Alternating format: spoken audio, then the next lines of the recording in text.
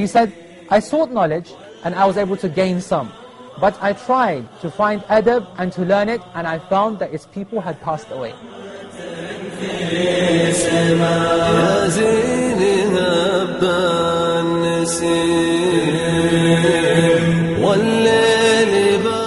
The basmala, alhamdulillah, rububiyya, al-jihad, tawbah, fadail al-a'mal, as-salah, tarbiyya, as-saghair wal-kabair.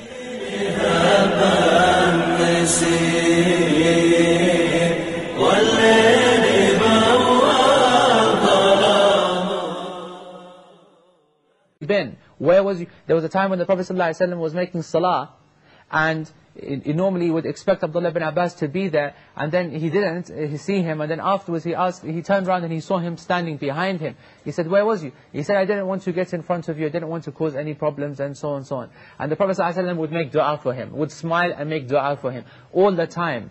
And you know, this is why why do we talk about Abdullah ibn Abbas? Why is he so famous? Because of the dua of the Prophet ﷺ. Not just his relation, not just blessed by his saliva, but the amount of dua that was made for him. Allahumma faqihhu fi din. May Allah give him a deep understanding of the deen. May Allah teach him the ma'ani of the alfaz of Qur'an. May Allah give him the understanding, the deep understanding of the words and the meanings of the Qur'an.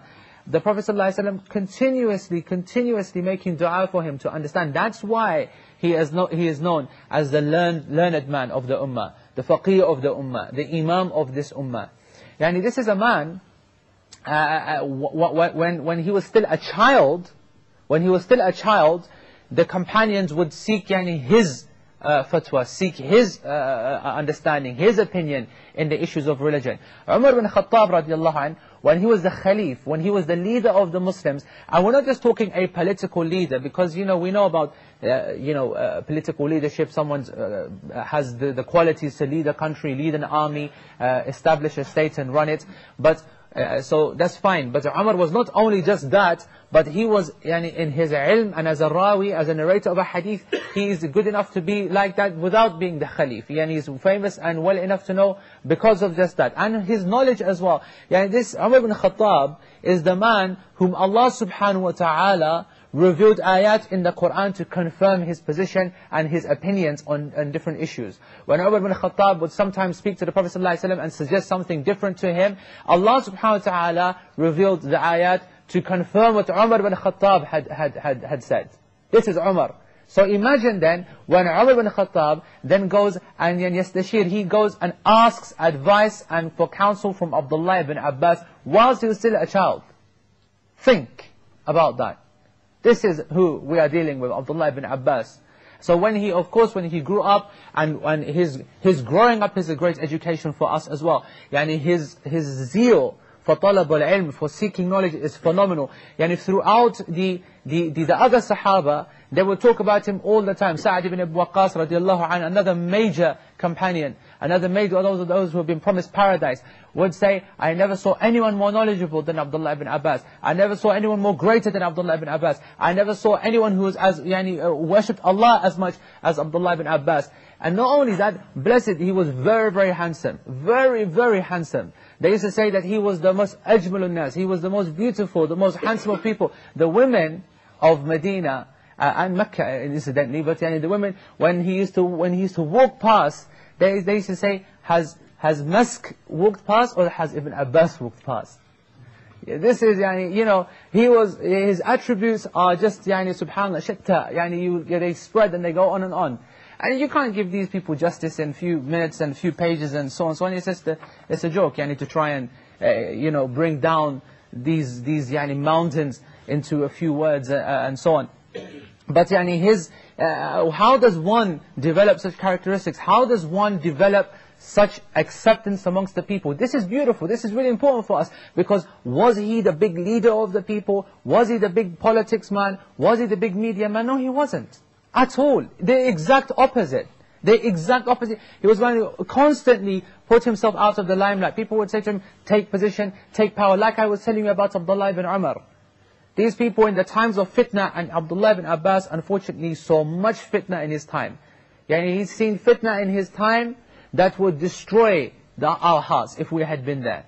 You required men to be there at that time to deal with the sadness and the stress of the Sahaba, the best of Sahaba, squaring up to each other and arguing and fighting and going to war with one another. This is what Ibn Abbas lived through. This is what he went through. And throughout this whole process, often it was suggested to him that we can get you power, we can get you the position, give us the opinion. He was always a man of, step back, move back, isolate yourself. This is fitna. Do not get involved in the fitna. Always following the prophetic example. And as I said, his position was, how was it cemented like that with the people? Because they saw his commitment to deen. They saw his, especially in seeking knowledge. He would go to, he had a lot of respect for the big people of the companions who underneath them were specialized in specific knowledge. For example, Abdullah bin Mas'ud in his part of fiqh, Zayd ibn Thabit in the Qur'an. Okay, he used to really respect Zayd ibn Thabit, and used to often go to him and ask him for, to teach him the certain skills of hifz and the understanding of the alfaz, the meanings of the letters of the Qur'an. And we see this in when he used to teach as well. But just to give you a story, he would go to Zayd ibn Thabit and he would sit at his feet and wait for him, in a way that one of us cannot imagine to do to a teacher. Okay, they used to say one of his companions, one of the companions of Ibn Abbas said that we saw him, he went to one companion, not a big companion, but a companion that he knew something about the Prophet ﷺ that he didn't. So he went to go and ask him that personally. So instead of knocking upon his door, and remember, this is the cousin of the Prophet ﷺ, from Ahlul Bayt, right? So knocking on the door would make any companion come running out. What did he do? He put his cloak on the floor outside the door of this Sahaba's house, and he sat on it waiting, in the dust and in the heat and so on and so on. And the Sahaba inside has absolutely no idea that he's sitting there. And then he comes out hours later, and he finds him there. He says, SubhanAllah, what are you doing here? What's going on? And he said, I was waiting for you. I thought why didn't you knock on the door and tell me I would have come out immediately? No, this is not the way. He said, this is not the way. When someone goes to seek knowledge, they don't go around and come out and teach me this, teach me that. I wanted you to be fully rest and fully relaxed and so on, and come out and then see me in the time if you are happy with. And he said, لا ينبغي, this is not right. And this is what many of the Sahaba would say, this is not right. لا ينبغي, you shouldn't do this. Zayd ibn Thabit would say that to him, you shouldn't be sitting at my feet learning from me. We should be learning from you. And Abdullah bin Abbas responded, this is how we were taught. This is how we were taught, how to seek knowledge, how to respect our ulama, and how to be with them. And Zayd ibn Thabit also, he is no lightweight. He said, okay, can you just hold out your hand? And Abdullah bin Abbas held out his hand, and he kissed his hand. And he said, what did you do that for? And he said, likewise, this is how we were taught to be with the people, the family of the Prophet ﷺ. So, this Ibn Abbas, you can just go on and on. In his seeking of knowledge, you would have seen, alhamdulillah, it worked upon his companions. So many scholars have come to us through this chain, okay, of ilm. They used to say that when he was at home, and the people would hear that he was going to do some teaching, they'd come from everywhere, so much so that the road to his house would be blocked. And one of his students narrates that he came to Ibn Abbas's house and he couldn't get through. But because he was known to be one of the main students, they let him through, and he went inside. He said, have you seen outside? And Ibn Abbas said, have they come to learn? And he said, yes. He said, khalas, bring me some water, let's make wudu. So he made wudu, and then he invited everyone in, and then he kept saying, come in, make space for your brothers, keep coming in, until there's absolutely no space left in his house. And then he would teach them about the Qur'an and about its meanings and so on. For us, it's important to see his adab, his humbleness, his humility, despite his maqam, despite his status. Okay? And there's many, many other things that we can take from Abdullah ibn Abbas that are specific for us. I suppose one of the important lessons for us is in his da'wah.